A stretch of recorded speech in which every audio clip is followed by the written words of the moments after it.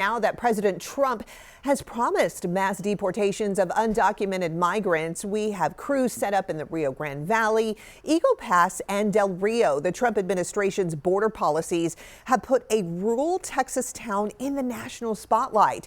News 4 San Antonio's Matt Roy has more from Starr County on what people there think of their so-called newfound fame. Yeah, we're in Rio Grande City, which is the biggest town in Starr County, just about 15,000 residents. In fact, this small, impoverished town just got their first Starbucks about 3 years ago. But now this town and this county are gaining national recognition thanks to the potential of a migrant detention center being built just down the road. City Manager Gilbert Milan thinks the detention center can be a good thing for the area, especially because the poverty rate for Rio Grande City is nearly triple the national average. Well, like you just said, it brings government employees, but independent contractors to the city. And all these people are going to be eating and staying at our hotels and eating at our restaurants, local restaurants. It's got an economic impact to it. Besides the economic impact that the potential migrant detention facility could have, politically, the people of this county told the world that they want better border security in the last election. Since 1892, Starr County has voted Democrat in every presidential election until 2024, when Trump beat Kamala Harris by 14 points. Why? Because of their border policies. So not only are people okay with this, they're welcoming it. Reporting in Starr County, I'm Matt Roy. And federal immigration authorities can now arrest people in sensitive areas like churches, which were previously considered a sanctuary spot. Our sister station in El Paso is covering a local reaction to the change. Here's Julia Spencer. This is ultimately destructive of communities.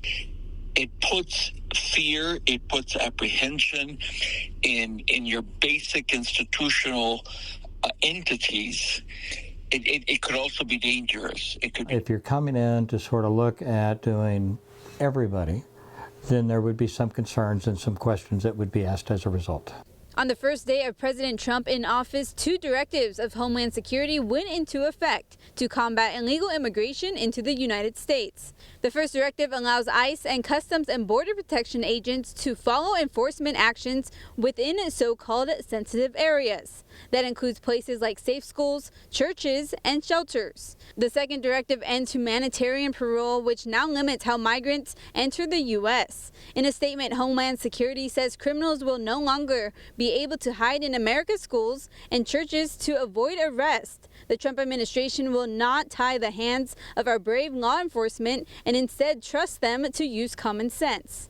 And leaders of shelters here in El Paso say this isn't what the Trump administration should be focusing on. We are an emergency shelter, and we will continue to provide those services that... Well, it's going to affect every and all communities. That's just simply not something that administration should be focusing on. And right now we are following some breaking news for you. We learned just a short time ago that the Pentagon will be sending 1,500 troops to the southern border, 1,500 troops to the border. We're going to continue to follow this story for you right here and on News4SanAntonio.com.